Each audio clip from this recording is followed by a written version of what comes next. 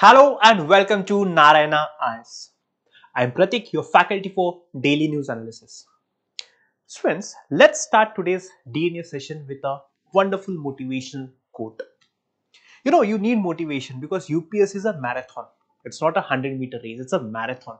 That's the reason motivation is very, very important.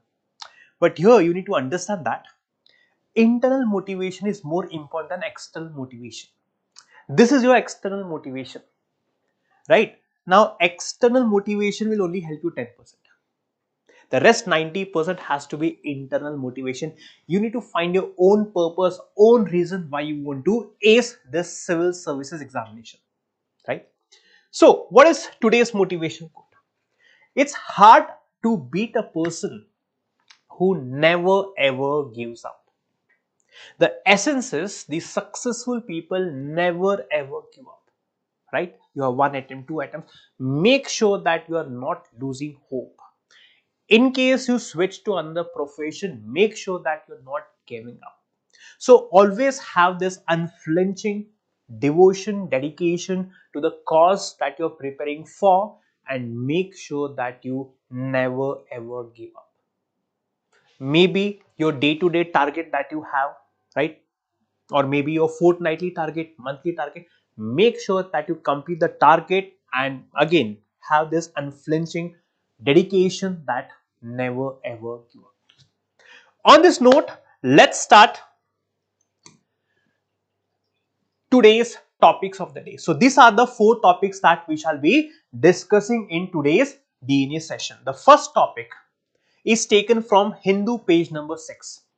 Now this article talks about the caste census in the state of Telangana and the growing demand in the other states for the similar caste census. So we'll understand the need for caste census, what the Supreme Court has to say, and various dimensions associated with the first topic. The second topic is taken from Indian Express page number 8. Now here the government has announced that the NGOs who are working against the Indian government interest or against the interest of the country, their Financial Contribution Regulation Act FCRA license will be revoked. So in the second article, we shall be discussing what exactly is FCRA Act. Very, very important for your prelims. The third topic talks about the digital currency backed by the central government. Now, Europe has come up with their own digital currency backed by the central bank, which is referred to as digital euro. Europe's digital euro. And the fourth article talks about RBI issuing a new framework option for FPI. What is FPI? Foreign Portfolio Investors. So in the fourth article, we'll discuss the difference or we'll understand the difference between FPI, that is Foreign Portfolio Investors, and Foreign Direct Investments. So these are the four topics that we shall be discussing today, right? And followed by, of course, questions. So make sure you're fresh. Make sure you have pen and paper to jot down the points, right? And make sure that you understand the topics holistically. I will make sure to explain the topic in as simplistic manner as possible, right? So, focus on these topics as if you have to give the examination today itself. So once you're done with these topics, understanding these topics, you can discuss it with your friends. When you're discussing these topics with your friends, rather than gossiping about movies or other stupid things, such discussion will only help you strengthen the concepts, reinforce the concepts in your mind, right? So let us start with the first topic. What is the title? Counting right is the first. Now, if you see that in this particular topic, we'll be discussing about the caste census. When it comes to prelims, question can be asked on the caste census, the legal as well as the constitution provisions, right? Now, if I talk about mains, in mains we have this subtopic in GS paper 2, that is social justice as well as Indian constitution. So you can mark this topic under GS paper 2, right? Under Indian constitution, features, amendments as well as social justice welfare schemes and policies for the vulnerable sections of the society, right? Now, now as caste census is often in the news as many states are demanding it, there's a high chance that UPSC may ask a question on caste census, right? What is the question? This question was asked in the year, I guess, 2018. Whether National Commission for Scheduled Castes can enforce the implementation of constitutional reservation for the SCs in religious minority institution. This comes under Article 30. So, questions on castes both for prelims as well as mains, especially with respect to reservation, can be asked in the examination, right? Now, what is the context? Now, the state of Telangana has recently announced a caste census, right? Which means soon they will undertake caste census, right? What is the term? Caste census, caste survey or caste census, which means in this census they will be gathering data, of the backward classes or the castes that are backward. So here the what is the purpose? To gather the data of the backward classes, that is the poor castes. Purpose? What is the purpose?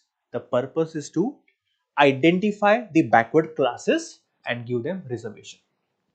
Enhance reservation.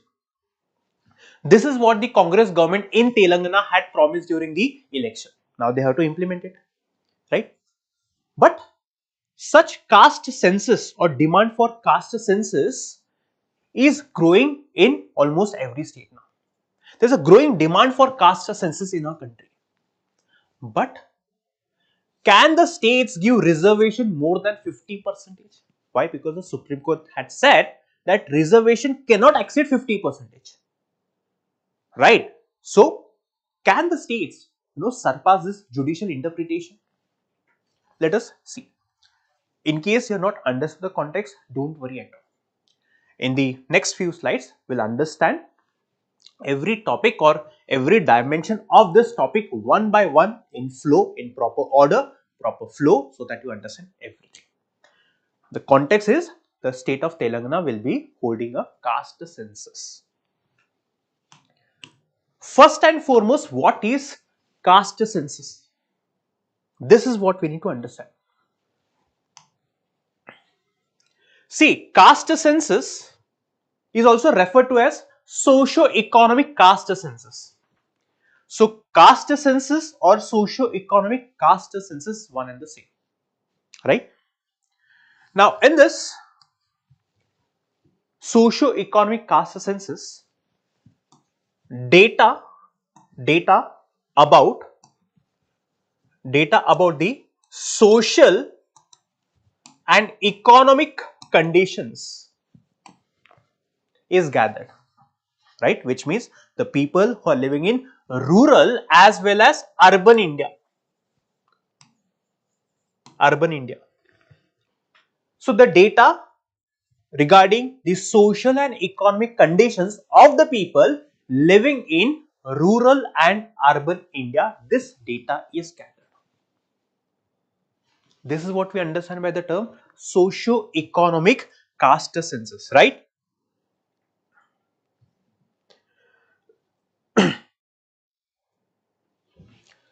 Now, why do the governments gather the data? What is the purpose behind gathering the data? To understand the caste distribution across the population, which means to identify the castes which are relatively socially and economically backward. The purpose is to identify the castes that are socially and economically backward. The data is collected from both rural as well as urban India, right? And what is the objective? What is the purpose behind holding caste census? One, to eliminate or to address the disparities, the challenges, the problems in the social, economical and educational sphere, in the social, educational and economic sphere. What does it mean? For example, when it comes to education, do people of particular caste or so-called backward classes have the access to education? Do they have the means to get education? When it comes to economic disparities, do people from the backward classes have the access to get government jobs? Are they in a position to get government jobs? Social, you know that the people who belong to so-called lower category or backward classes, they are discriminated.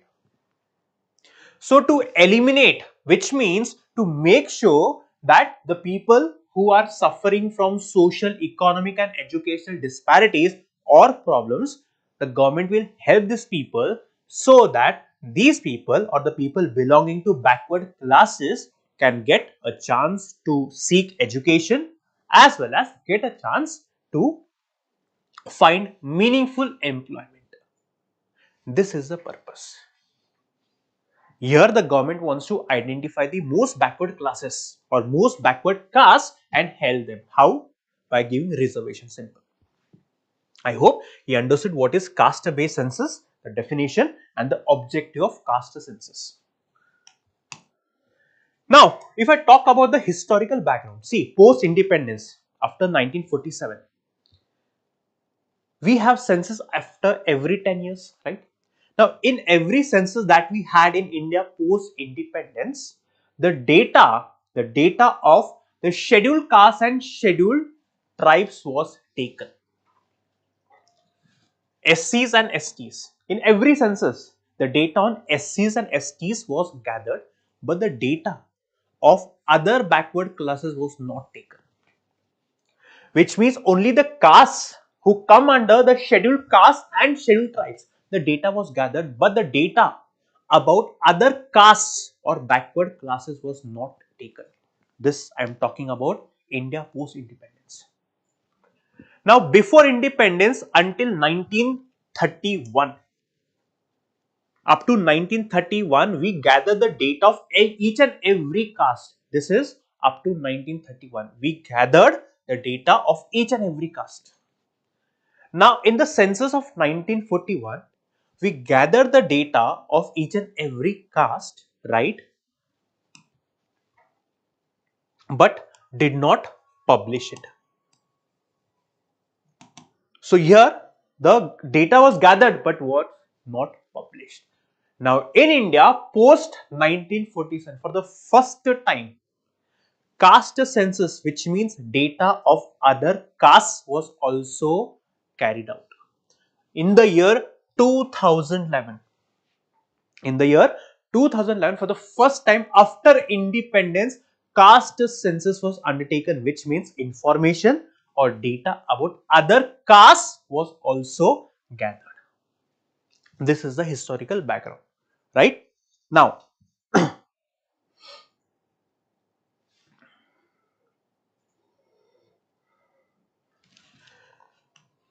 now if I talk about the existing quotas in our country, see, in our country post independence, we gave reservation to the scheduled castes.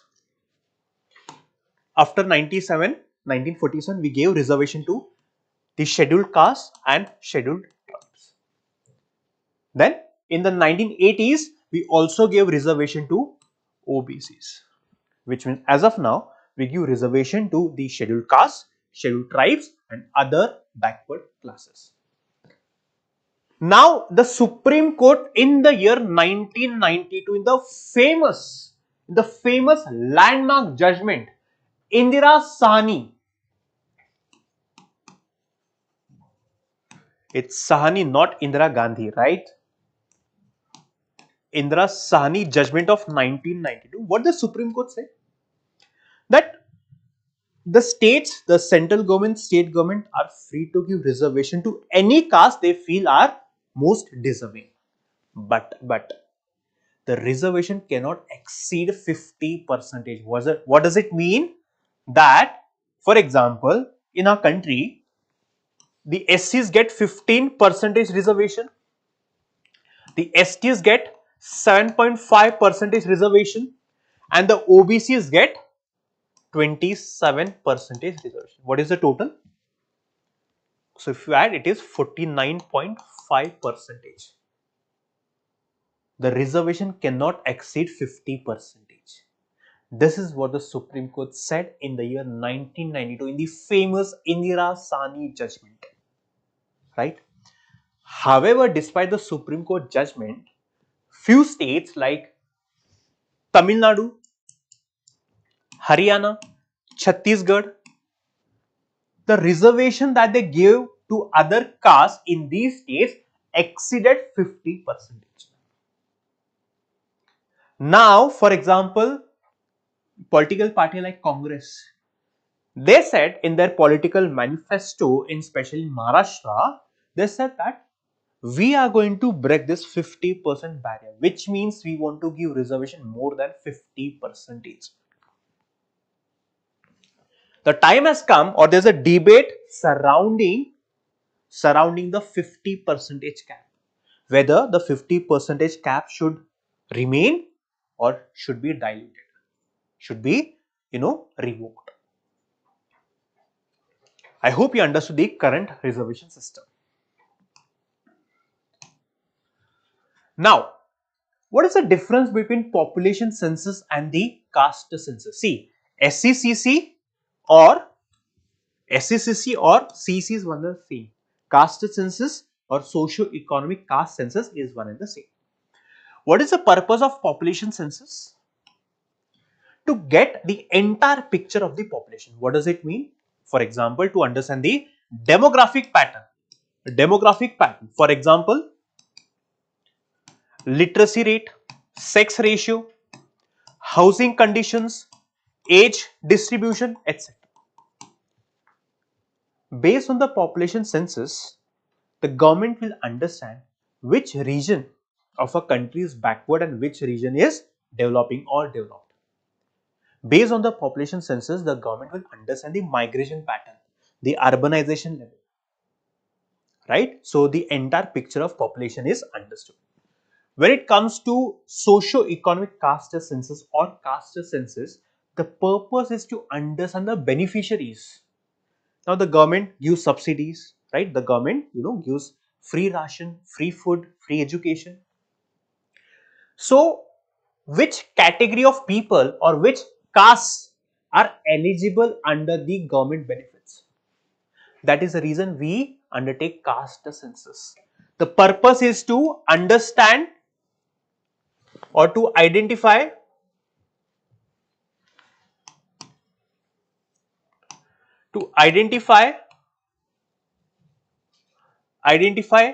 beneficiaries under the government of India's, or let's say the government's schemes and policies. This is the purpose of caste census and population census. Now, this population census is carried out under the Census Act of 1948.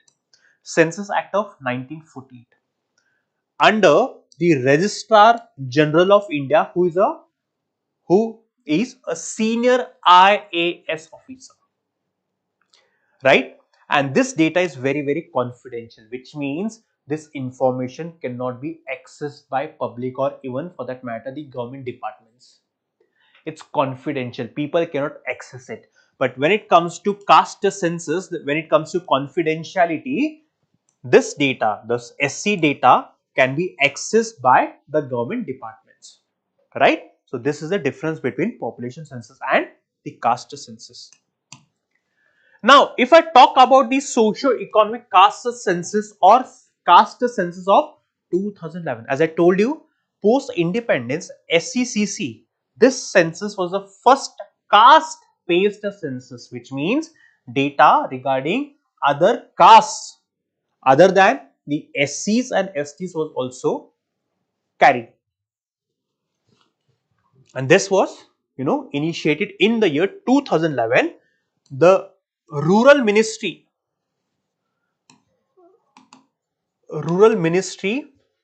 started this caste census. How? The government officials were sent door to door to gather the caste information as well as the socio and economic, conditions of the people. This data was gathered in the year 2000. So if I talk about, as we discussed, that caste census, the data from rural India as well as urban India is gathered. So if I talk about, the caste census or the caste census of 2011, it has three components. One is the rural census under the Ministry of Rural Development. Urban census, second component under this one, Ministry of Housing and Urban Affairs, and then the caste census. Overall, the implementation is seen by the Ministry of Home Affairs. It has three components, right? So please remember that when it comes to caste census, the rural ministry, the urban development ministry as well as home ministry is involved. So this point is very, very important for your prelims. A good question can be asked for prelims from this particular point, right? Now, one thing that you need to remember is that when the socio-economic caste census was undertaken in the year 2011, right? So, which all information was gathered? Caste, one is caste and second one is socio-economic conditions. This census was undertaken in the year 2011. In the year 2016, only the SECC data was published. Only the socio-economic condition or that data was published, but the data about caste was not published. Why? Because the government said that the data is inaccurate, right? In the year 2016, only the socio-economic data was published, but the caste data was not published, as happened in the year 1941, right? Now, the question is, do we need to hold or undertake caste census? Is something that we need to understand. Now, the proponents or the ones who support caste census, they say that caste census is very, very important to evaluate the 50% reservation ceiling.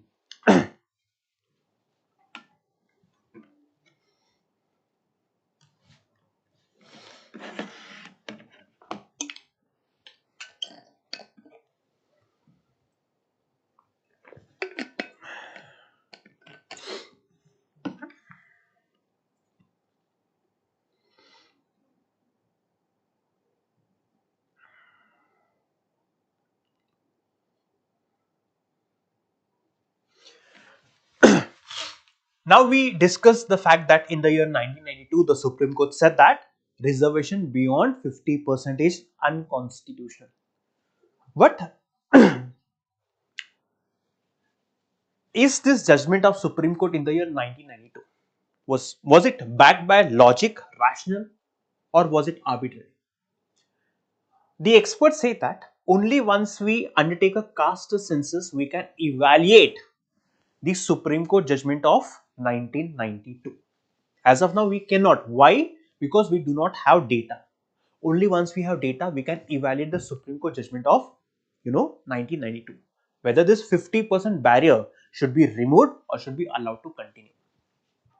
The second need for caste census is the quantification of caste data for socio-economic assessment. Now, how do we identify which castes need government help? Right? To understand or identify the castes who need government help, we need to have a caste census. Only once we, have caste census, will be in a position to understand the development levels of different castes and thereby frame policies for the upliftment of that particular caste or castes. Right? Now, for example, let me give the example of Bihar. See, the example of Bihar is given. See, now please understand this fact. It's very, very important. Roughly in our country, the OBCs constitute 45% of the population, roughly. The SCs, they constitute 20%. The STs, they constitute, around 10% of the population. This is population. So what is the number? 45, 55, 65, 75. So 75% of our population either belongs to OBC, SC or ST. Then you can also add the vulnerable sections like women, children. The number goes up. Which means, let's say for 85%, or if we add women and children as well, for 85% of the population, we are giving 50% reservation. That's what Supreme Court said in the year 1992. Reservation cannot exceed 50%. So is it justified that for 85%, 50% is sufficient? For example, in Bihar, the backward classes constitute 63% of population in Bihar. 63% population, right? The backward classes constitute this many percentage. For that, reservation is 27%. For OBCs, we have 27% reservation. The Bihar government says that this reservation is not adequate to the population of backward classes. That's the reason we need to increase the reservation from 27%.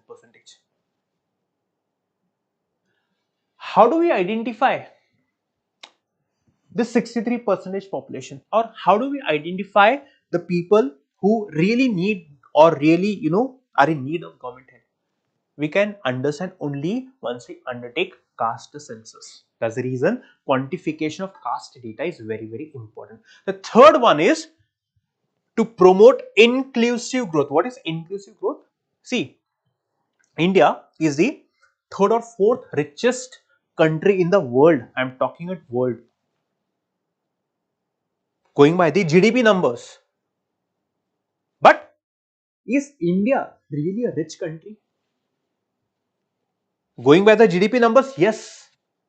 But going by the purchasing power parity index, the number is abysmal. The number is very bad.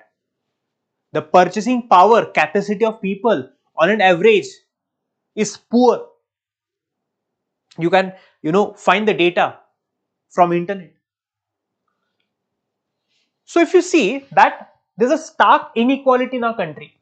Stark inequality. Why? Because 10% of the population, they hold country's wealth up to 70%, which means 10% of our Indians are holding 70% of our country's wealth. This is the stark inequality of our country. So as India is growing, but not each and every section is growing. This is a problem. That's the reason we say that in our country, there is stark inequality. So the purpose of caste census is to promote inclusive growth, which means only once we have the caste census, caste data, we can identify that particular caste. The government will help them so that these people rise up the economic ladder. It promotes inclusive growth, caste census. Enhancing political representation, right? So if the number of different castes, or let's say backward classes, are more in number, then the representation in the parliament, in the state assembly, in the local elections, local body will also increase, right? So it also leads to enhanced political representation. Let's say, for example, if there's a person from a particular caste in parliament, that representative will take decision for the benefit or for the growth of his community. In theory, in practice, we know what all happens. Reducing religious polarization. We see religious polarization in our country. People, during elections, people ask votes in the name of religion. Religious, or people divide, the politicians divide people in the name of religion. This is political polarization, division. But if we focus on caste census, here the focus will shift from religion to social and economic condition. which means the focus will shift to the social issues, economic issues. Now, these are some genuine issues that the politicians should focus on, the citizens should focus on. So, this will reduce religious division. Then, responding to public demand. Democracy. What is democracy? What people demand, the politicians have to give that demand to people. So, this is a call, clarion call from people, that people want that there should be a caste census to identify the most backward classes so that the government helps these communities. I hope you understood the need for conducting a caste census. Now, let's talk about the legal and judicial consideration. What the Supreme Court said, especially the Patna High Court or Supreme Court in the year 2017 said that the emphasis should be on adequate representation and not proportional representation. Not, what do you mean by adequate representation? For example, let's say the SCs constitute 20% of a population. So, if you are giving representation or reservation same as the population, that is proportional representation, right? And adequate representation is, the Supreme Court said that we need to ensure that there is a decent number of the scheduled castes in the, let's say, education institutions, government jobs. This is adequate representation, which means it shouldn't be the case that the SCs are 20%, but in the education institutions the representation is only 2%. No, this is not adequate representation. At least the representation should be 10 to 15%. This is what the Supreme Court said. Then, data requirement for reservation changes. Now, if you want to make changes in the reservation, we need data. As of now, we do not have updated data. So, here the focus has to be on updated data, the recent data, so that we can make changes in the reservation policy. The third, limits on caste-based quotas. The legal experts have said that just by focusing on caste, we cannot increase reservation, which means the data on caste should be backed by the socio-economic data. Only once we have caste and the socio-economic data, we'll be in a position to identify the most backward classes who deserve government benefits, right? The next, what are the issues with caste-based census? Politicization of caste. We understood the need of caste census, but we also need to understand the issues. One is politicization, which means now the focus will be more and more on caste. As used to happen in our country, that elections are mostly, elections are held in the name of religion and caste.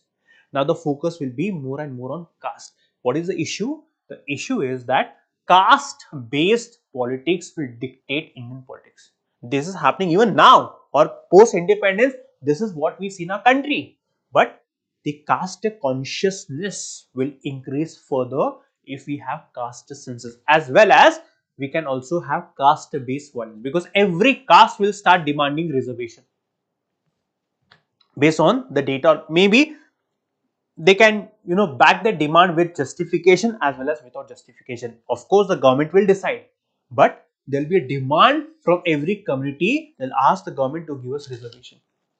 There will be no end to this, and to win the elections, the government will be forced to give reservation. Reinforcement of caste identities. See, this is my personal opinion, that because of reservation, see, we have reservation since independence. This is my personal opinion, right? You can agree with my personal opinion as well as you can be against my personal opinion. How is this my personal opinion? Let me be very clear. This is my opinion that because of reservation, the caste consciousness is increasing. See, you should be proud of the fact that you are an Indian, but you should not be proud of the fact that you belong to a particular religion or you belong to a particular caste. It's okay to be a member of a religion or a particular caste, but your religion and caste should not define your identity. My personal opinion. Because of reservation, the focus is more and more on caste. So the caste-based consciousness, people are getting more and more conscious about their caste, because of which they have developed a certain tendency, certain hatred, certain negative opinion about other caste. This is not good for our society. So reservation should be, there should be a reservation based on the economic condition. If a person is poor, he should be given reservation. This is my opinion. As I told you, increased demand for reservation. So there will be more and more demand for reservation. At the same time, I hope you all know that the caste structure in our country is very, very complex. So the methodological challenge that we might face during caste census will be that the officials will find it very, very difficult to list the caste and the subcaste. So in the caste census, the caste is noted down, the subcaste is also noted down. Many people do not know the subcaste. The caste structure is very, very complicated. That's the reason this is another methodological challenge that we might face during caste census. I hope you have understood this particular topic. Right, students? Let us discuss a question now. Critically evaluate the need for caste-based census in India and discuss the challenges it presents in terms of data collection, policy formulation and social impact. Very, very wonderful question.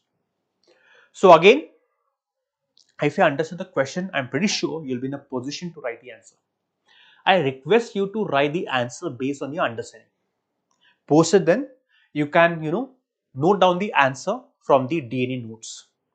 Right? You can refer to the DNA notes to understand, or the DNA notes will help you to understand the points that you have missed. But I want you to think and write.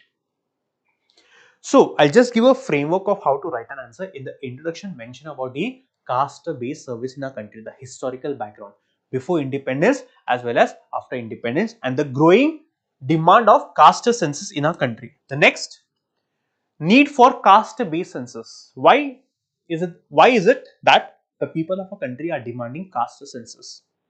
Right, the 50% Supreme Court, revaluation, quantification of caste data, inclusive growth. You can mention all these points which we already have discussed. Then you can mention the challenges, politicization, increasing polarization, caste-based violence, etc., etc. Right, and then you can also mention the fact that Supreme Court. Please mention the Supreme Court judgment of the year 1992, the Indira Sahni judgment. Also mention the recent, recent demands, especially from states like Bihar, right? So you can also mention this particular area. And finally, in the conclusion, you need to balance your answer, right? No doubt. Again, you cannot be completely in support of caste census, but the focus has to be on evidence, right? So the point is, the caste census could provide valuable insights, right? So once we have caste data, we'll have insights about the caste whose social and economic condition can be understood only post having the data. But again, in the conclusion, balance your answer by mentioning that there are certain challenges, right? And then leave the ball in the court of the people who will take the decision. That is the government, of course. This is how you frame the answer. So let's focus on the second question. What is the title? The title is the NGOs to lose FCRA license over convergence anti-development.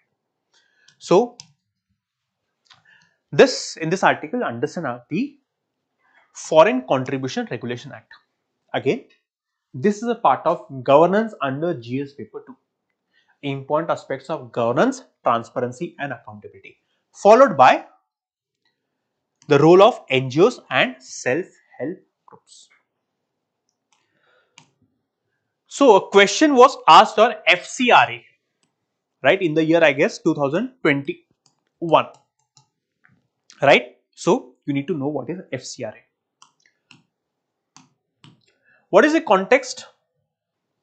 Recently, the government announced that any NGO that is forcing people to convert their religion, or are inciting people against development, or are linked with radical or let's say extremist groups like Khalistan groups, or let's say terrorist groups like Lashkar-e-Toiba, Jaish-e-Mohammed, any group that is involved in religious conversions, anti-development and radical groups, their license will be revoked, their license will be taken out. This is what the government said. What is the objective? How can we allow NGO that is working against the Indian government interest? Because the ultimate purpose of the government is to ensure that there is peace in our country, social as well as religious peace. So if these NGOs are working against the interests of a country, their license will be taken out. Which license? Foreign Contribution Regulation Act license. What is FCRA? Let us try to understand it now. Now, what is FCRA? Foreign Contribution Regulation Act. See, let's say I have a company in India, right? I want funds, right? Let's say, for example, I do charitable work. I need funds. Now, some foreign company is, giving me funds, is donating funds to my company. There are many such NGOs that are funded by foreign companies. Now, this FCRA Act, this is a law. This is a law. It's a law. This act, it governs the companies or associations that receives foreign funds from foreign companies or foreign governments. It regulates, it oversees. For example, let's say I am getting funds from a foreign company. Now this money, I have to use it for the cause of public welfare. If I use the money that I am getting from a foreign company, let's say to support a terrorist group, how will the government allow? So, this Foreign Contribution Regulation Act, it oversees the companies and will ensure that the funds that the NGOs are receiving from foreign companies are used for legitimate purpose. What is the purpose? Social cause, educational cause, religious cause, it's fine. But if you are using against India, then government will take away the license. This FCRA came into being in the year 1976 during the emergency period. Why? Because the government of India thought in 1976 that there are external powers who want to disturb the peace or domestic peace of a country. That's the reason the government introduced FCRA in the year 1976. So any company that wants to receive foreign funds, they need to get license from the government. Which license? FCRA. Once the government gives me license, I can hold this license for 5 years. After 5 years, I need to renew the license. Right? Next, see this particular amendment of the year 2010 and 20. Again, you do not know, not required to know the amendment.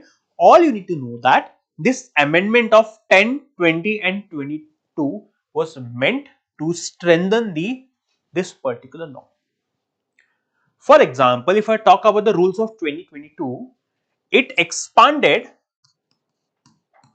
the compoundable offense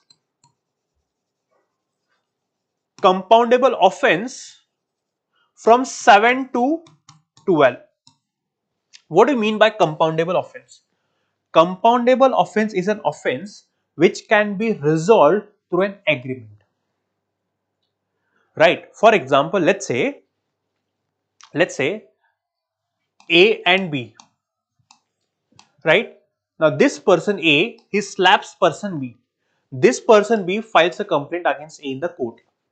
Right? Later, both these people decide that okay, they'll resolve the issue out of the court. Right? So this is known as compoundable offense, where the issue is resolved through an agreement. Maybe let's say this person has given person A some money and resolved the case. But not all offenses are compoundable offense. For example, let's say this person rapes this person. Can they resolve the case outside the court? No. because rape is non-compoundable, murder is non-compoundable. In the context of FCRA, what is compoundable offence? Let's say, for example, some NGO has violated the rules. Now, this NGO, the government will impose a penalty or a fine against this NGO.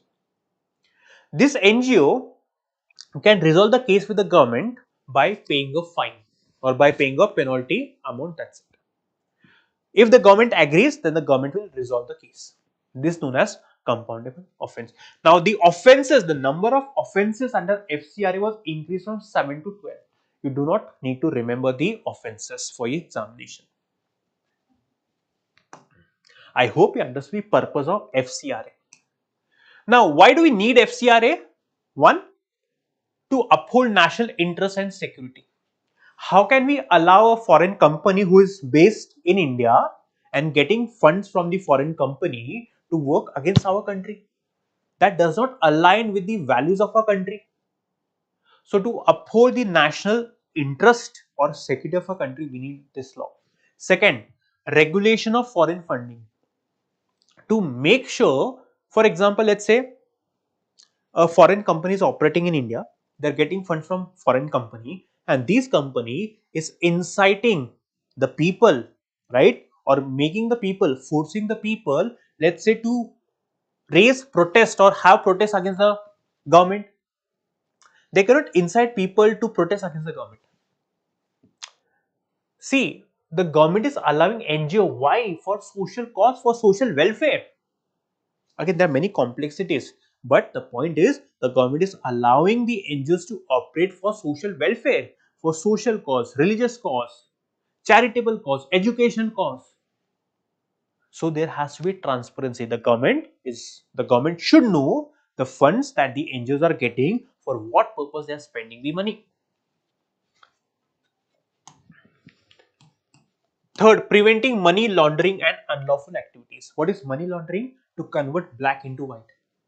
At times, to convert the black money into white, the companies, in order to save tax or to convert black into white, they use donations in foreign countries to escape the money laundering charges. Money laundering is an offense, right? That's the reason we need FCRA.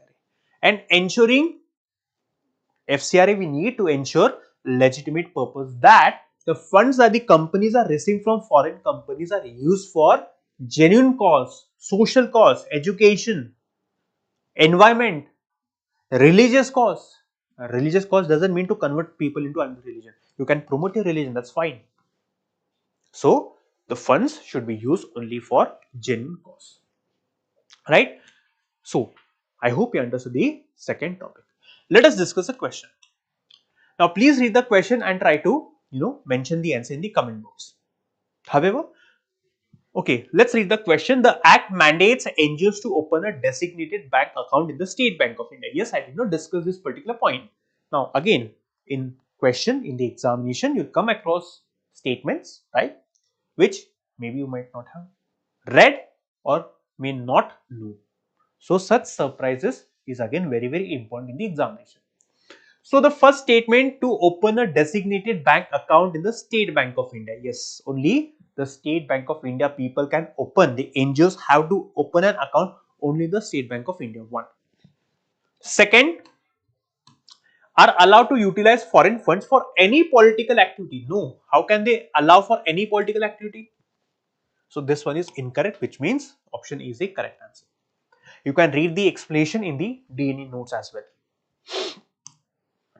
Or you can also refer to our monthly magazine, right, Navigator magazine, to know more about foreign contribution regulation. I hope I have explained the essence of FCRA. If not, please let me know in the comment box. The third topic. Now, RBI has issued a framework for what? For reclassification of FPI to FDI, which means they have given an option to FPI to convert into FDI. So, what is FPI and FDI? We'll understand it. Again, we'll understand about FDI, FPI and RBI's new framework in the third topic. You can mark this under prelims as well as in GS paper 3 economy investment models, right? So please refer to a previous question asked on FDI as well as FII. Please read the question and see if you are in a position to understand the question.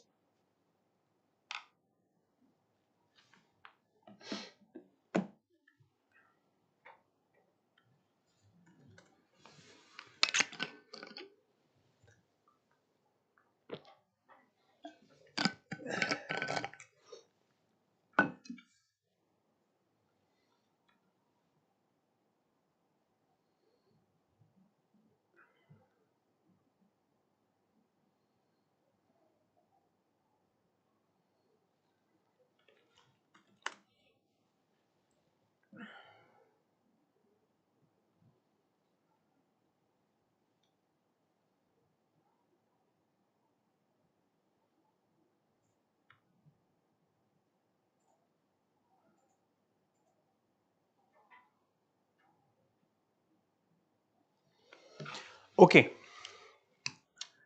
Now, I hope you understood the context. What is the context? RBI has issued a new framework for whom?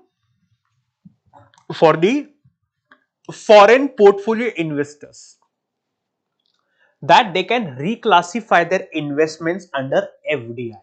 Again, I know you might not have understood the context. That's completely fine. Why? Because you do not know what is FP and FDI. So let me explain FP and FDI, then we'll come back to the context. Okay. Now, let's understand the difference of FDI and FPI. One, when it comes to definition, see, there are two types of investment that come from foreign countries. One is FPI, FDI, foreign direct investment. The other one is foreign portfolio investment, right? So, first definition when it comes to foreign direct investment, right? Here, a foreign company is investing in your company. Foreign company is investing in your company. Investing in your company, what does it mean? See, it's written that they gain significant ownership and control in business, which means, let's say I'm, running a company in India, a foreign company is investing in my country. Now, when this company is investing in my company, they also hold ownership and control of my company now. Why? Because they are investing in my company. This is foreign direct investment. Ownership and control, which means when they're investing, they will also see into my operation. They will also be a part of my management. This is foreign direct investment. The purpose is long time growth. See, when I'm getting funds from a foreign company under foreign direct investment, the purpose is long term. For example, let's say I'm running an infrastructure company. I want to, let's say, build a metro project, or let's say bullet train. This is a long term project, 15-20 years, right? So here the company will invest in my company. The purpose is long term.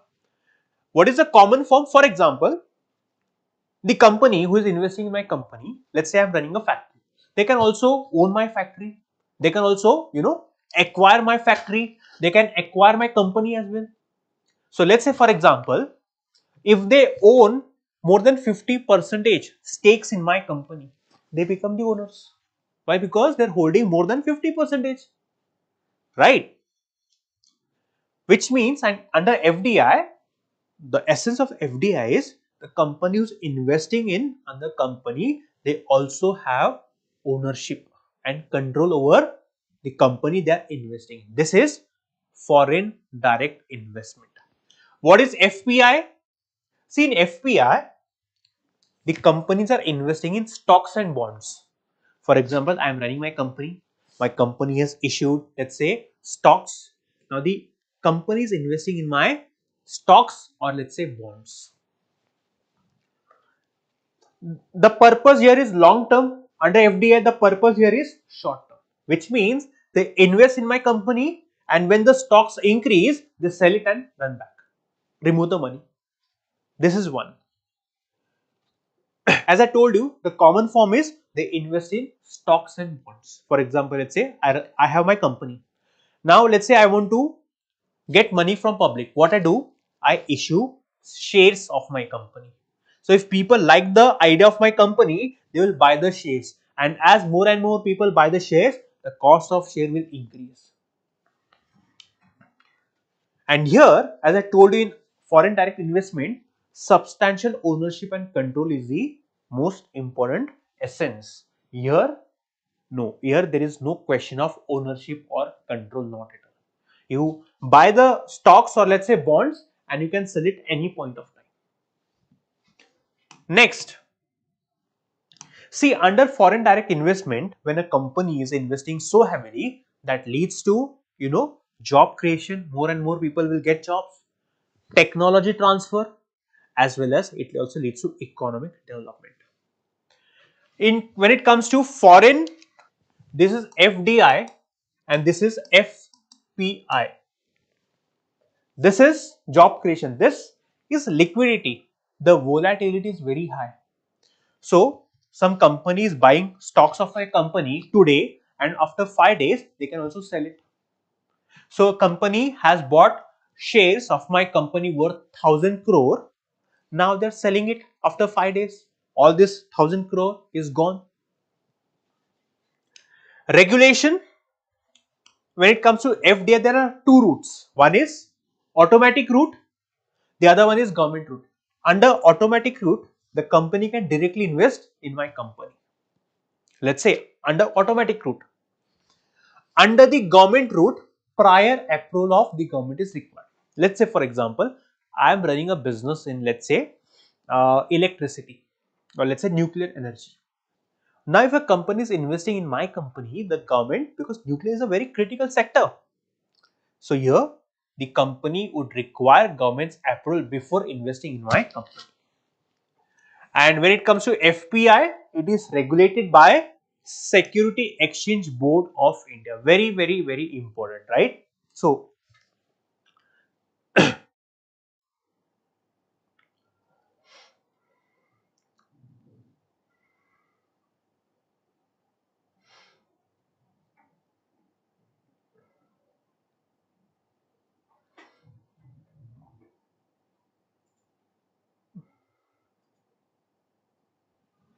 the Department of Promotion, okay, Department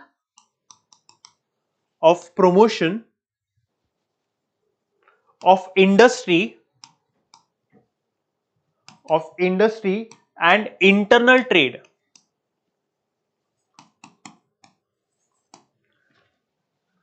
As with respect to foreign portfolio investment, SEBI is regulating it. With respect to FDI, the Department of Promotion of Industry and Internal Trade under Ministry of Commerce regulates foreign direct investment.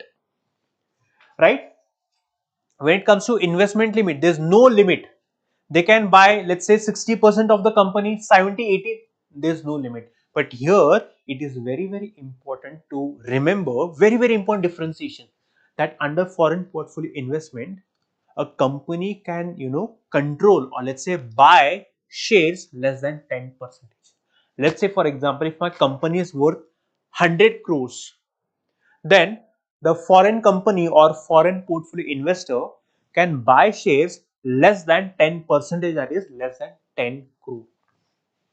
Less than 10%. So if my company is worth 100 crores, the foreign portfolio investor can buy shares less than 10%, that is less than 10 crore. Now this reclassification we'll understand in the next slide now.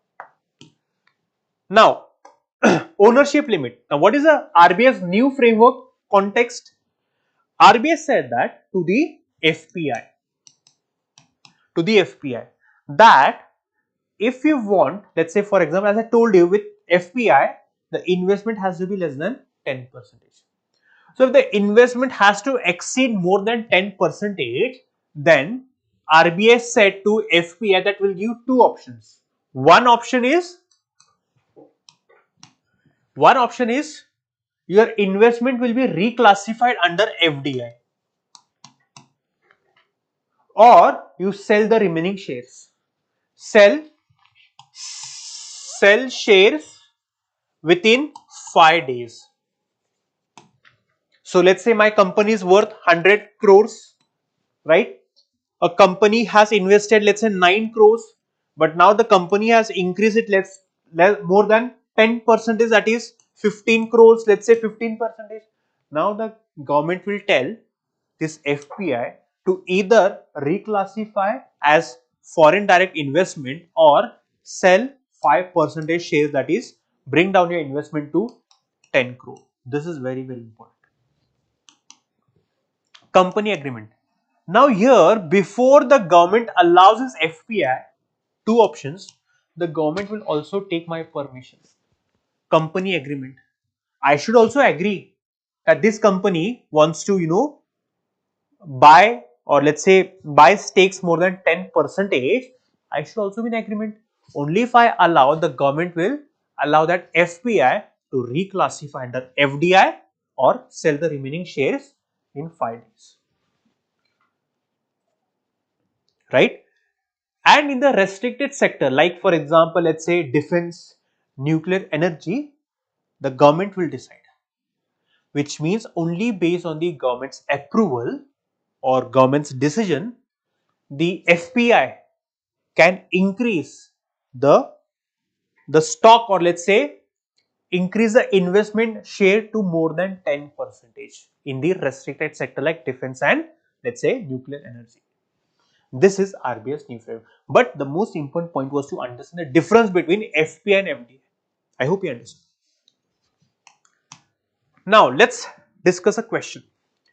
FDI involves gaining significant ownership and control in a business located in another country for long-term growth. Exactly, this is what we discussed and understood by the term FDI.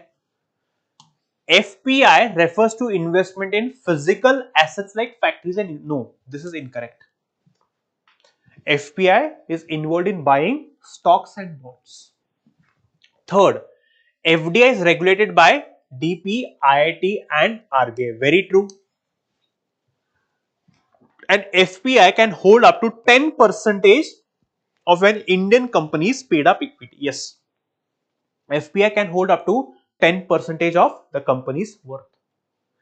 More than 10%, two options, FDI or sell the shares in 5 days. When this one is correct, 1, 3 and 4. Option A is the correct answer for this particular question.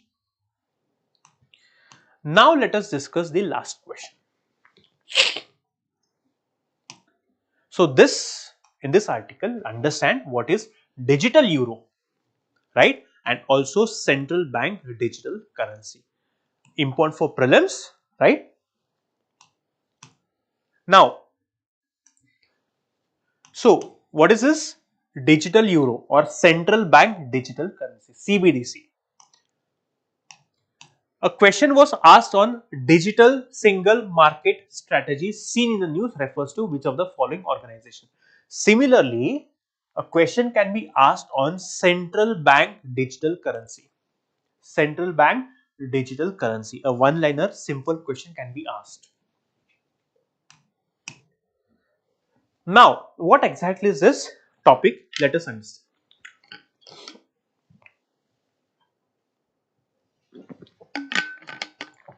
Now, students, the European Central Bank. European is a union of the European countries. Now, they have developed a central bank digital currency, CBDC. And what is the name of this CBDC? Euro. This is a digital currency. The notes and coins that we have is a physical currency or fiat currency. In Indian economy, you will understand what is fiat currency. Fiat currency is nothing but the coins and notes that we hold. Now here the Central Bank of European Union is coming up with a digital currency. Digital currency. This is a digital currency, which means no physical cash is involved. Right? Now let me explain you what exactly is this central bank digital currency. You can read it later. See, as of now, what we do. If let's say for example, I want to make a payment in a shop, I either use Paytm, Google Pay, Phone Pay, scan the QR code and pay the amount. So what Paytm does is, Paytm debits money from my bank, and then this debited, that is the money that is cut from my account, will be credited in the shop's bank account. Which means, let's say there are two people, A is me and B is the shopkeeper. I am using Paytm. So here my bank account, let's say SBI, the money will be deducted from SBI and will be transferred to, let's say he has ICICI Bank. So here minus and here plus. This is what happens in the uh, payment that we do at shops, or let's say we also pay cash to them. But now there's digital currency. What is this digital currency? Now let's say, for example, in Indian Bank, the RBI is contemplating a digital currency. Here what will happen is, we'll have digital wallets. Every person would have a digital wallet. Like we have wallets wherein we keep notes and coins. Similarly, we'll have digital wallet where the currency will be digital, will not be physical. There will be no notes and coins. The currency will be digital. Which means whenever I go to a shop, I can pay the money to the shop and the money will get debited from my digital wallet. Please focus. Now here what's happening is, these banks are also involved, which means Paytm will take some a transaction cost, will take a certain amount from me. Why? Because I'm using Paytm, right? But in the digital currency, this digital currency, let's say for example, if your money, like for it happens, right? The shopkeeper tells that I have not received any money. I tell him that, see, the money has been deducted from my account. But this person is saying that I have not received money. You approach the bank, which means you are dependent on bank. Let's say this is not SBI. Let's say this is Punjab National Bank. This is a private bank. This is a private bank. The government is not supporting this bank. Which means, let's say for example, if this bank does not help you, you're gone. The money is lost. You have to rely on the bank. The Paytm as well as banks, they take a fee from you for using their bank and their platform. But in the digital currency, the central bank digital currency, it will be backed by the central bank. In India, it is RBI. RBI is saying that please, you can use it. We are giving you, we are trusting it. We are supporting this digital currency. The most important feature of digital currency is, you do not need to hold a bank account. Simple. All you need is a mobile account, mobile number, that's it. And you need to have digital wallet in your mobile. Simple. So let's say for example, there's a region, a coastal region, because of floods, and let's say because of floods and cyclones, the region is badly hit. The infrastructure is damaged, the houses are destroyed. Now the government wants to support such people whose houses and infrastructure is destroyed. What the government does is, the central government will give the money to state government, the state government will give money to local government, the local government will then deposit money in the people's bank account. Now, under the digital wallet, the central government will directly transfer the money in the beneficiary's digital wallet. There is no transaction cost, no banks involved. Even if I do not have bank account, because poor people, they do not have bank account. Without having a bank account, the central bank can directly deposit digital currency in my digital wallet. All I need is mobile phone. I go to, let's say, a ration shop. I use this digital currency that the government has paid me to buy ration, or let's say to buy medicines. This is the benefit of digital currency. And it is backed by the central bank. See, we know cryptocurrency. Cryptocurrency is not backed by any country. The central bank, the RBI, is not backing cryptocurrency. There is no support. But this digital currency is supported by central bank. which means in future, let's say in future, there will be no currency. It will be a cashless economy altogether. This is what we understand by the term digital currency. Many countries, for example, 90% of the central banks are exploring the implementation of digital currency. See, these countries, Bahamas, Nigeria, East Caribbean currency, then these countries have already started implementing, or they have started on a pilot basis, trial basis. I hope you understood the essence of the central bank digital currency. A question: CBDCs are regulated by central authority while cryptocurrencies are not. Very true. Both these are backed by the issuing governments. Absolutely incorrect. This is not backed, this is backed. So this one is incorrect, this is correct. Option A is correct. I hope students you understood all the four topics and all the questions. Students, make sure you are taking the most of the DNA, right? The substantial amount of energy and time we invest, right, to explain you these topics. So make sure you are getting the best out of the DNA. If you think the DNA is benefiting you, then I request you to please share the word, share the video to as many people as possible. Let other people also take benefit of the 4 or 5 topics that we take on a day-to-day basis, right? So make sure that I hope that you have noted down all the points, right? And keep on revising, right? Revision is very, very important. So make sure that if you understand the topics, discuss it with your friends, so that all the points that we discuss, it also helps you to strengthen, or the topics will feed in your mind, in your subconscious mind, right? So again, I request you to like, share and subscribe to our channel. And again, I'll call it a wrap, right? Thank you so much for watching.